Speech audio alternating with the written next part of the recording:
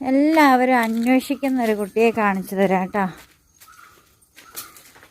ഇതാ കുത്തിയിരിക്കുന്നു, കണ്ണുകളൊക്കെ തിളങ്ങുന്നത് കണ്ടോ.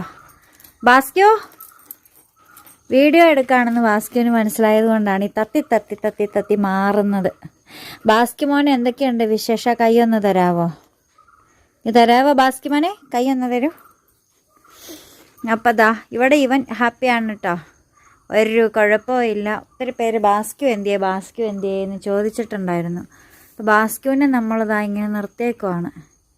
ബാസ്കി വളരെ ഹാപ്പിയാണ്. ബാസ്കി എന്നെ കാണുമ്പോഴത്തേക്ക് അങ്ങോട്ട് കിടന്ന് തുള്ളി കളിച്ചുകൊണ്ടിരിക്കും.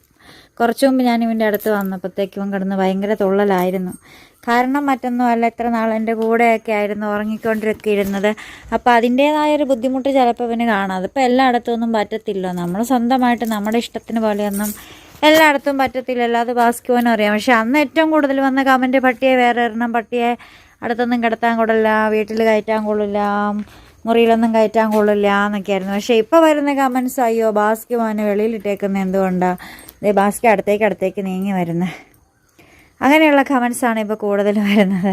അപ്പോൾ ആളുകളിങ്ങനെ രണ്ട് തരത്തിൽ പറയുന്നവരൊക്കെയാണ്. എപ്പോഴും ഒരേപോലെ ഒന്നും ആയിരിക്കത്തില്ലല്ലോ ഓരോരുത്തരുടെയും ക്യാരക്ടർ ബേസായിട്ട് വരുമ്പം.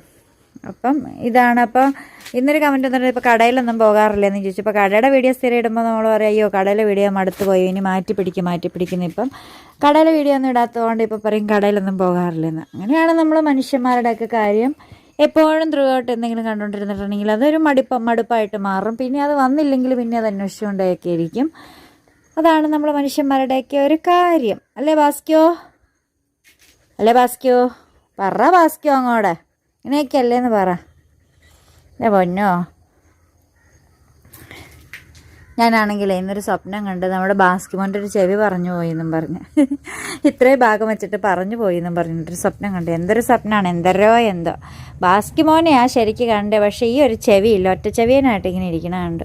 അതെന്താ അങ്ങനെ കണ്ടേന്ന് പറ്റിയൊന്നും അറിയത്തില്ല കേട്ടോ. ബാസ്ക്യമോന് 2 ചെവിയുണ്ട്.